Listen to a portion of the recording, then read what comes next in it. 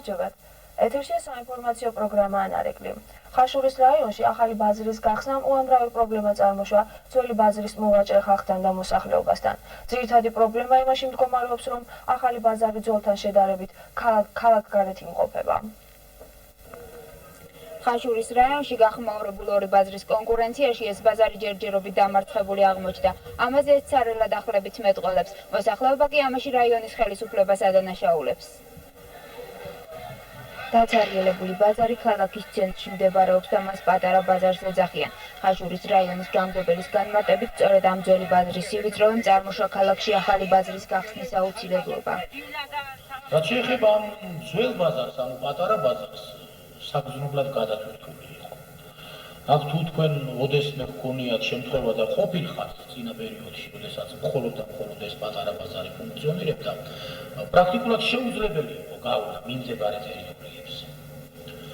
ამიტომ ქალაქის ხელმძღვანელობამ გადაწყვიტა, რომ ქალაქის განტვირთვის მიზნით დაეტვირთა ის აშენებული კაპიტალური ბაზარი, რაც საბოლოო ჯამში მოვიდა სისულეში. ახალი ბაზრის მოვაჭრენი კი, რომელიც მართალია ქალაქის გარეუბანში მდებარეობს, არც სივიწროვის უჩივიან, არც გადასახადს და არც ადგილმდებარეობით არიან უკმაყოფილონი. რა ვიცი, კლიენტიც მეტია და მდებარეობა არის უკეთესი და იმიტომ ვარ ჩვენ გვაქვს თავისუფლება იმის, რომ ვივაჭროთ უკეთესად.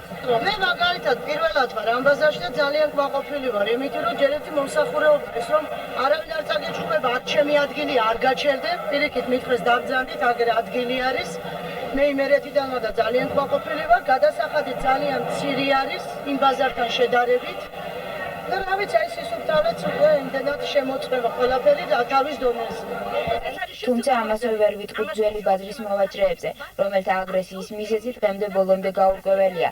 ისინი ბაზრის დაცარიელებაში მთავარ დამნაშავედ ხაშურის რაიონის გამგებელს მიიჩნევენ. ფასები აქაც ძალიან დაბალია. აქაც დაბალია ფასები. ძალიან დაბალია ფასები. თუ არა გაყიდული რამე არაფერს არ გეტყვიან, გაივლიან წარდგება. ასე რომ ყველანო იტყვიან იმასა, რომ იქ დაბალია. სანტო იქ ხურძობა მეტია და ხურძობა არ არის. ხო, რა ამ პატარა რაიონს, რაში უნდა ორი ბაზარი? საინტერესო, ეს ბაზარის გამგებელი რატო ლაპარაკობს? ამას რომ ორი ბაზარი უნდა იყოს ხაშურის რაიონში. ამ ერთბეწვა რაიონში, კაცო. ამ შეხალ შუხი ჩვენთვის არ არის შულო. წყალი ჩვენთვის არ არის. ნაგავი ჩვენთვის არ არის. პენსია ჩვენთვის არ არის. ხელფასი ჩვენთვის არ არის და კიდე ამ გაჭირებულ ხალხს, ამ სიდუხჭირაში ყოფნის ხალხს, კიდე ეს გაჭირება გვინდა რომ ქალაქს გული ამოგლიჯეს და გადაიტანეს სადღაც. კიდე ეს გვესაჭიროება, კაცო, კიდე ეს გვინდა? ჰა? თუ რაში ადანაშაულებენ ძველი ბაზრის მოვაჭრეები რაიონის გამგებელს, ამაზე კონკრეტული პასუხი არ გააჩნიათ. თავად რაიონის გამგებელი კი ბაზრების ხსენებაზე ირონიულად იღიმება. საქართველოს გადასახადის გადამხდელთა უფლებების დაცვის რეგიონალური ორგანიზაცია, რომელიც საქართველოს მხოლოდ ორ რეგიონში იყო დარჩენილი, რამდენიმე დღის წინ შიდა ქართლშიც დაფუძნდა. 24 მარტს გორის ფეიქართა კულტურის ცენტრში საზოგადოებრივი გაერთიანება საქართველოს გადასახადის გადამხდელთა უფლებების დაცვის შიდა ქართლის რეგიონალური ორგანიზაცია დაფუძნდა. რეგიონში ჩამოსულ ყოფილ სახელმწიფო მინისტრ ნიკოლე კიშვისა და ქართული ბიზნესის მამამთავრად შიდა ქართლის რეგიონალური სტრუქტურების სრული შემადგენლობა მასპინძლობდა. დამფუძნებელი კონფერენციის გამარჯვებამდე სტუმრებმა სოფელო არიანში შეიარეს და გიორგი კანდელაკის სპორტულ კომპლექსს ესტუმრნენ. გამოჩენილმა სპორტსმენმა ამ ვიზიტის შედეგად სპორტული ბაზის მშენებლობისათვის საჩუქრად 10,000 ლარი მიიღო. გავაგრძელებ და როგორც ვაგრძელებდი დღესაც ისე გავაგრძელებ და მე მგონი მაი-ივნისის თვეში დავამთავრებ. ასე ვაპირებ. რექტორი ასევე კონფერენციაზე ორგანიზაციის საბჭოს თავმჯდომარე ზურაბ ჯირკველიშვილი აერთიეს. დარბაზში მეწარმეებთან ერთად სპორტისა და განათლების გამოჩენილ მოღვაწეებსაც ნახავთ. პატრონმა ნიკოლე კიშვილმა აღნიშნა, რომ ასეთი ორგანიზაციები საქართველოს თითქმის ყველა რეგიონში უკვე დაფუძნდა. ორგანიზაცია პოლიტიკურ ხასიათს არ ატარებს და მისი მიზანია მეწარმეთა უფლებების დაცვა. განაცხადა ნიკოლე კიშვილმა. მეწარმეები კი თავის მხრივ აღნიშნავდნენ, რომ მათ უკვე მობეზდათ ძილის წინ იმაზე ფიქრი, რომ დილით ახალ გადასახადს დაუწესებენ. სწორედ ამიტომ სურვილი გამოთქვეს ორგანიზაციაში გაწევრიანებისა. ყოველგვარი რაღაცა პრობლემა გადაწყვეტაში, რომელსაც მე ვერ ვიმტკიცებ საგადასახადო ინსპექციას და ერთობლივი ძალებით რაღაცას დამტკიცებს. კონკრეტულად რა პრობლემები? აი თუნდაც ის რაც აღარ მოვთქვი დარბაზში, რომ იყო ეკოლოგიური გადასახედი ჩვენი 9 ლარი იყო ამონაპოლკი გაზების გადასახედი. უცებ გახდა 90 ლარი. აი რატო ვერ გავიგეთ? რო ვკითხე, ვინც ეს კანონი მიიღო, აი რის საფუძველზე, რატომ, რის გულში გახდა, იგივე მასა, იგივე ღუმელია, იგივეა ყველაფერი, უცებ გახდა 90 ლარი. ვერ მტკიცებია მაგას. ალბათ მე სხვანაირად მეკცევიან ეგრე, როგორც მაგერუნ წერეთად ერთგულება დაუწყოთ ამის დავას. რაღაცას მეტყვა ერის გამოვახდა. მეწარმეთა კავშირის თავმჯდომარემ სასტიკად უარყო მოსაზრება იმის შესახებ, რომ იგი წინასაარჩევნო კამპანიას ეწევა. მე ვთქვი, რომ როდესაც რაღაც ხელმოქმედება კეთდება, ეს არ არის მეთქი წინასაარჩევნო რაღაც ესე იგი აქცია. წინასაარჩევნო ღონისძიება ეს სხვა რაღაც არის, ეს არის პროპაგანდა, ეს არის სატელევიზიო საშუალებები, მასმედია და ასე შემდეგ. ჩვენ აქ ჩამოსული ვართ იმისათვის, რომ კონკრეტული საქმე გაგვეკეთებინა. ჩვენ დავაარსეთ ორგანიზაცია, რომელსაც აქვს თავის ამოცანები. ეს ამოცანები არის გადამხდელის უფლებების დაცვა, იმ პირობების შექმნა, რომ ნებისმიერ ადამიანს შეეძლოს თავის პოტენციალური შესაძლებლობების გამოამჟღავნოს ჩვენ ქვეყანაში არსებულ ეკონომიკურ გარემოში. მიუხედავად აპოლიტიკურობისა, მკვეთრად გამოიხადა პოზიცია იმის შესახებ, რომ მომავალ არჩევნებში ეს ორგანიზაცია პრეზიდენტის მხარდამჭერ ძალად მოგვევლინება და ბატონმა ნიკოლე კიშვილმა ასეთი პოზიციის დაფიქსირებისას ჟურნალისტები არაობიექტურობაში დაადანაშაულა.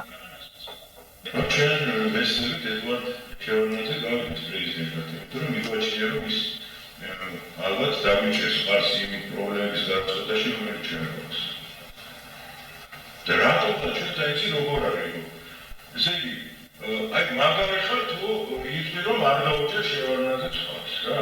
აი მაშინ ესე იგი უფრო მაგრა გამოიყვანა ტელევიზიით, უფრო მაგრა ესე იგი გაზეთში პირველ გვერდზე იქნება, თუ ის შევარდნაძეს უჭერ არ მეხუთე გვერდზე სადღაც ისეთი იმას იზრდება სადღაც ამას დაწერა. დამფუძნებელი კონფერენცია საზეიმო ღონისძიებით დამთავრდა, რომელმაც დარბაზში ჩაძინებული მეწარმეები რეალობას დაუბრუნა. ამ ბოლო დროს ქარელის საგზაო პოლიციის თანამშრომლები საიდუმლო რეიდების მოწყობაზე გადავიდნენ. ერთ-ერთი ასეთი რეიდი 25 მარტს ქარელის ცენტრში მოეწყო. 25 მარტს ქარელის ცენტრში საგზაო პოლიციის რეიდი მოეწყო. რეიდს თბილისიდან ჩამოსულები აწარმოებდნენ ადგილობრივ საგზაო პოლიციის დახმარებით. მალე ქუჩებში ავტომანქანების მოძრაობა თითქმის შეწყდა. რეიდის ორგანიზატორებმა არც ინტერვიუ და არც ინფორმაცია არ მოგვცეს. თავისი საქციელი მithახცნეს, რომ ეს საიდუმლო რეიდი იყო და თურმე მისი გადაღებაც კი არ შეიძლებოდა. არადა რატომ იყო ეს რეიდი საიდუმლო, როდესაც ის ქალაქის ცენტრში ტარდებოდა, ჩვენთვის უცნობი დარჩა. ამ რეიდის და საერთოდ ქარელის ავტოინსპექციის ხელმძღვანელობის მონახვა ვერ მოხერხდა. ამიტომაც რეიდის მიზანი და შედეგები ჩვენთვის გაუგებარი დარჩა. გამორთე მეთქი ერთი წუთი მეტი. ალბათ რომ გონების საჭიროა ესე იგი. ახალშექმნილი გორის საკრებულო ცდილობს ადგილი დაემკვიდროს ქალაქის ცხოვრებაში. ამ მიზანს ემსახურებოდა შეხვედრა, რომელიც გორის ერისთავის სახელობის სახელმწიფო დრამატულ თეატრში მოეწყო. 24 მარტს გორის ერისთავის სახელობის სახელმწიფო დრამატული თეატრის შენობაში მოეწყო შეხვედრა ქალაქის გამგეობასა და მოსახლეობას შორის. შეხვედრა ნახევრად ცარიელ დარბაზში მიმდინარეობდა. ქალაქის გამგეობამ დამსწრე საზოგადოებას განუცხადა, რომ ქალაქი გორი და ქალაქი ზუგდიდი 15 ნოემბრის არჩევნებამდე ის ქალაქები იყო, რომლებსაც არც საკუთარი ხელმძღვანელობა გააჩნდა და არც საკუთარი ბიუჯეტი. 15 ნოემბრის არჩევნების შემდეგ კი ეს პრობლემა გადაწყვეტილი იქნა და ამიერიდან გორელებზე ზრუნვა მათი ფუნქცია იქნება. თუმცა როგორც შეხვედრაზე გაირკვა, გორელებს აპირებების უკვე კარგი ხანია არ სჯერათ. გარდა ამისა, ქალაქის გამგეობამ დარბაზში მყოფ საკუთარი მიზნები და ამოცანები გააცნო. შემდეგ კი მათ კითხვებზე უპასუხა. აქაც როგორც ყოველთვის გორელი პედაგოგები აქტიურობდნენ. შესძლებს თუ არა ქალაქის გამგეობა იმ პრობლემების გადაწყვეტას, რომელსაც თავის თავზე იღებს მომავალი გვიჩვენებს. 82 წელი გავიდა მას შემდეგ, რაც ქართულმა მართლმადიდებელმა ეკლესიამ დამოუკიდებლობა დაიმკვიდრა. 25 მარტი ქართული ეკლესიის ავტოკეფალიის აღდგენის დღეა. 25 მარტს ქართული მართლმადიდებლური ეკლესია ავტოკეფალიის აღდგენის დღეს აღნიშნავს. 1917 წელს ძველი სტილით 12 მარტს სვეტიცხოვლის საკათედრო ტაძარში შეიკრიბა სასულიერო მოღვაწეთა დასი, გამოჩენილი საერო პიროვნებები და გამოცხადა ისტორიული ქართული ეკლესიის დამოუკიდებლობა. 1917 წლის შემოდგომაზე არჩეული იქნა პირველი კათოლიკოს პატრიარქი კირიონ პირველი, რომელიც მუხანათურად იქნა მოკლული მარტყოფის მონასტერში. ფას კი ამ დღეს იმ ხალხის შთამომავლობაზე იმობს, რომელმაც ნებით თუ უნებლიე შესწროდეს, ანუ დაანგრიეს. ქართველი ერის აღორძინების ისტორიული ჩამოყალიბების საქმეში განსაკუთრებული როლი მიუძღვის მართლმადიდებლობას, ქრისტიანულ სარწმუნოებას და სწორედ ასე გრძელდებოდა მე-19 საუკუნის დასაწყისამდე, ვიდრე რუსეთის თვითმფრობელმა რეჟიმმა არ გააუქმა საქართველოს ავტოკეფალია. როგორც იცით, გეორგიევსკის ტრაქტატით დაირღვა 1901 წელს გაუქმდა თვითონ საქართველოს სახელმწიფოებრივი დამოუკიდებლობა, ხოლო ალექსანდრე პირველის მანიფესტის შემდეგ 1911 წელს გაუქმდა საქართველოს ეკლესიის დამოუკიდებლობა ავტოკეფალია. ამ დროს კათოლიკოსი პატრიარქი იყო ანტონ მეორე, რომელიც რუსეთის სინოდმა გაიწვია რუსეთში და ამით ჩამოერთვა დამოუკიდებელი მმართველობის უფლება ქართულ ეკლესიას. აი ამ მომენტიდან უკვე ქართული ეკლესია იქცა ერთ-ერთ შემადგენელ ნაწილად რუსეთის, ასე რომ ვთქვათ, ეკლესიისა და ქართულ ეკლესიას მართავდა რუსეთის მიერ დანიშნული ეგზარქოსები. და გარდა პირველი ეგზარქოსისა, ყველა დანარჩენი ატარებდა ანტიქართულ, ესე იგი, პოლიტიკას, უქმდებოდა ქართული წირვალოცვა, ინგრეოდა ტაძრები, აი მაგალითად ეგრეთ წოდებული სანიტარული დაცვის მიზნით ეგზარქოსმა ევგენიმ თეთრიელში აღევინა მთლიანად სვეტი ცხოვლის უნიკალური ფრესკები, ალავერდის ტაძარი, ერთადწმინდის ტაძარი, ხდებოდა აგრეთვე ქართული კულტურის მნიშვნელოვანი, ასე ვთქვათ, ძეგლების, ხატების, საეკლესიო ინვენტარის დატაცება, გაძარცვა ქართული ეკლესიისა და სწორედ აი ამის წინააღმდეგ აღდგა მთლიანად ქართული სამღვდელოება, მას გვერდში დაუდგა ქართული საზოგადო მოღვაწეები, ინტელიგენცია. მიუხედავად იმისა, რომ თითქმის ყველა დამოუკიდებელმა მართლმადიდებლურმა ეკლესიამ აღიარა ქართული ეკლესიის ავტოკეფალიის აღდგენა, ოფიციალურად წერილობით იგი არ იყო დადასტურებული და სწორედ ამჟამინდელი კათოლიკოს პატრიარქის უწმინდესისა და უნეტარის სიცილია მეორის